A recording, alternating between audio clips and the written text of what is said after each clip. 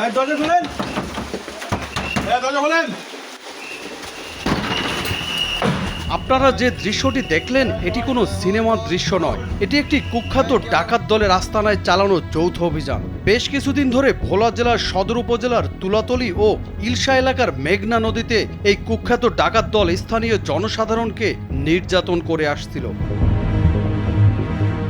জেলেদের জিম্মি করে চাঁদাবাজি, জমি দখল ও বিভিন্ন অপকর্ম করতেন এই কুখ্যাত ডাকাত সিরাজ বাহিনীর দলের সদস্যরা। এই দুর্ধর্ষ ডাকাত দলের নেতৃত্বে ছিলেন আনোয়ার হোসেন। তাদের নির্মম অত্যাচারের শিকার স্থানীয় ভুক্তভোগী জনসাধারণ সহায়তা চায় বাংলাদেশ কোস্টগার্ডের। ডাকাতদের ধরতে ওই এলাকায় তৎপরতা বৃদ্ধি করে বাংলাদেশ কোস্টগার্ড বাহিনী।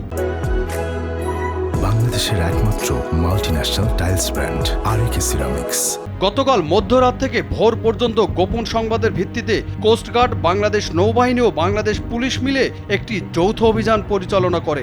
সদর উপজেলাধীন তুলাতুলী ও ইলিশা এলাকা মেঘনা নদীতে এবং তৎসংলগ্ন চরে মোহাম্মদ আনোয়ার হোসেনের নেতৃত্বে একটি কুখ্যাত ডাকাত দল স্থানীয় জনসাধারণ এবং জেলেদের জিম্মি করে চাঁদাবাজি, জমি দখল এবং বিভিন্ন অপকর্ম পরিচালনা করে আসছে বলে জানান ভুক্তভোগী এবং স্থানীয় জনসাধারণরা কোস্টগার্ডের নিকট সাহায্যের আবেদন করলে কোস্টগার্ড উক্ত এলাকার সঙ্গে তাদের তৎপরতা বৃদ্ধি করে, যার ফলশ্রুতিতে আজ বুধবার রাত 12:30 হতে সকাল 5:30 পর্যন্ত গোপন সংবাদের ভিত্তিতে বাংলাদেশ কোস্টগার্ড দক্ষিণ জোন একটি বিশেষ অভিযান পরিচালনা করা। যৌথ অভিযানে ভোলা জেলার দৌলতখান উপজেলার 5 নং দক্ষিণ জয়নগর ইউনিয়নের ব্যাপারী বাড়ি নামক একটি বাড়ি তল্লাশি করেন তারা। ওই বাড়ি থেকেই কুখ্যাত ডাকাত দলের 3 সদস্যকে আটক করা হয়। আটককৃতরা হলেন মোহাম্মদ আনোয়ার হোসেন, মোহাম্মদ সোহেল এবং মোহাম্মদ হাসান। এই যৌথ অভিযানে 2টি দেশীয় আগ্নেয়াস্ত্র, বিপুল পরিমাণ দেশীয় অস্ত্র এবং একটি অবৈধ মোটরসাইকেল উদ্ধার করা হয়। অভিযানে ভোলা জেলার দৌলতখান উপজেলাধীন 5 নং দক্ষিণ জয়নগর ইউনিয়নের খায়েরহাট বাজার সংলগ্ন ব্যাপারী বাড়ি তল্লাশি করত কুখ্যাত ডাকাত মোহাম্মদ আনোয়ার হোসেন, মোহাম্মদ সোহেল এবং মোহাম্মদ হাসানকে 2টি দেশীয় আগ্নেয়াস্ত্র, 2টি কার্তুজ এবং 15টি দেশীয় অস্ত্র ও একটি বৈধ মোটরসাইকেল সহ আটক করা হয়।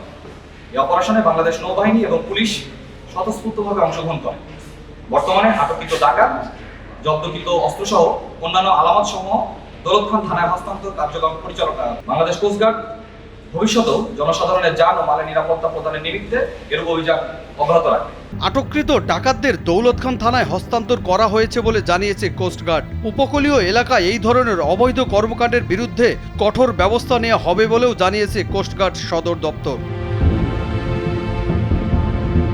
জনি রায়হান, কালবেলা।